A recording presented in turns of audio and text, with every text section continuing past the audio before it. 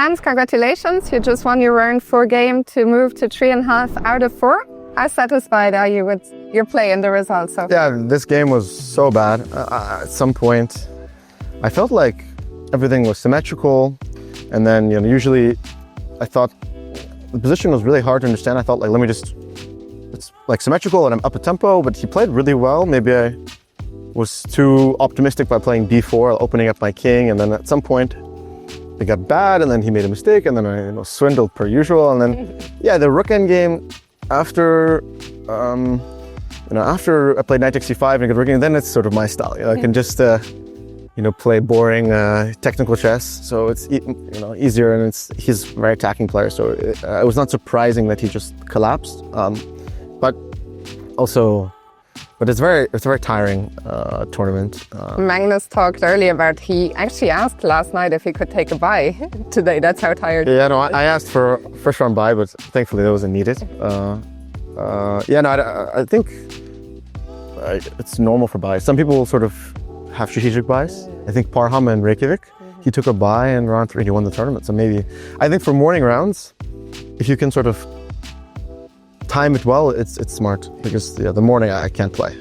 As an American player though, you should have more experience maybe than most, playing 2 rounds a day. Do you think that experience helps? Yeah, well, those sort of my matches, like against the world matches, were also 2 games a day. So, and I played 3 of those back to back. So I certainly have experience playing well, quite tired. But I don't know, waking up at 10 a.m. is the main issue. You talked about swindling in this game. Do you think swindling is easier in freestyle chess? Yeah, definitely, because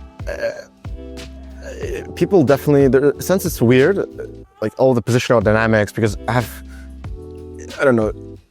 people, like in this moment, the fact that I could sort of sacrifice this pawn, but then it doesn't really matter. And there was one moment where I played queen a3, that if he plays like d takes c4, I could play knight a4, back to c3, and then have this like blockade, and then so there's potential for a lot of unique dynamics that you usually never see. In general, you've played a bunch of freestyle chess, mostly online, I guess? Yeah. How does it feel to be playing it over the board and in a long time control? Yeah, no, the castling is quite an issue. That at one moment he played bishop takes g1, and I thought, why can't I play king takes g1, rook to f1? So I had to ask the arbiter. He's like, no, you can't capture. That would be quite interesting. And then I had to ask, I want to be sure, which piece should I touch? So I asked, okay, should I touch the rook or because in one game, there was the king on c8, rook on a8, and okay, I touched it was king on b, no. Anyways. You're unsure which? Yeah, I wasn't sure, so I asked, okay, king is a logical thing, piece to touch. But then it's kind of weird how can you use 2 hands? I think so. It's a bit of a weird. People try to. I don't want to, do it. So I just sort of did a weird. I have to practice. Actually, your story reminds me when I was young, and at the first time I was 11, I had to do en passant, and I was panicked that I was going to get it wrong. Do you get that little? Yeah, no, even queening as well. But with queening, no one really will say anything. But also, I was playing a blitz game, and I castled with the rook. And my opponent looked at me like, what is wrong with you? And he didn't claim it. And I did this in a normal game, but I was a bit too chill. And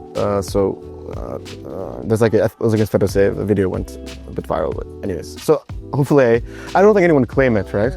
But only because if I had to move a rook, I'd lose the game. I made absolutely sure. Well, it's great to see even the top players. I mean, even at the technical meetings, I remember Magnus was asking, hey, can we go through the castling rules again? So it's great. Yeah, no, I should have came early because I didn't realize there's 0 tolerance. Yeah. So I almost was a bit, I assumed that it was going to start late. It was already very late. So and then 0 tolerance gave me a bit of a heart attack. So. How is it for you to be playing here in the huge playing hall with so many other players, the best in the world, down to kids, complete. Yeah. So many fans? What's it like? Yeah, I think it's very nice, but I think the zoning, I really want to get to the stage, so there's not as much noise. But it's kind of rare to see all these players sitting in normal tables, you usually see them behind a rope. So I think for the fans, it's a great experience. And I think that I have to sign more autographs and take more pictures in this tournament than any other tournament the entire year.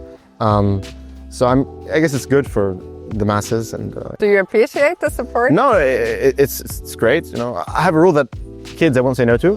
Adults, if it's inconvenient, I'll say no. So that's my only rule. Kids, you heard it here. Yeah. You want to get it high. Because you feel too bad, you feel too bad. But other than that, yeah, I think that in this tournament they should have like just sessions where they can do it all at once. Because like when I'm going to the game and and you're like, even late. No, but even during the game they come up to me and I'm like, I'm sorry, I can't speak to you. Like with their phone. If this happened, imagine you're playing a serious classical tournament and someone in the playing hall comes with your phone. Like, what am I supposed to do? So I sort of told them, please, afterwards, like, don't talk to me. I was a bit, even they're like touching. But I'm sure new players, I'm sure they'll learn the proper etiquette. Let's talk about something else. You've been spotted here with Vladimir Kramnik. Can you reveal what he does? Is he your coach during the tournament, or what's his position? Yeah, it's hard to have a coach, really. There's not really opening preparation. Obviously, you could, if someone has enough freestyle games, you could look at their games and draw some conclusions about their opening preferences or so in theory, you actually still can prepare, but only, I guess, for the morning round where you have time. So, for example, when I was preparing for like this freestyle qualifier, I would look at their games and see, because some players are obsessed with pushing the A and H pawns, and some players, there's actually some sort of psychological preferences that you could glean from their games, but mainly just moral support, I guess, mainly, yeah. Well, Hans, thank you very much for sharing your thoughts with us. Congrats on a great start. Maybe this afternoon we'll see you on the stage finally. Yeah, hopefully. Good luck. Thanks, yeah.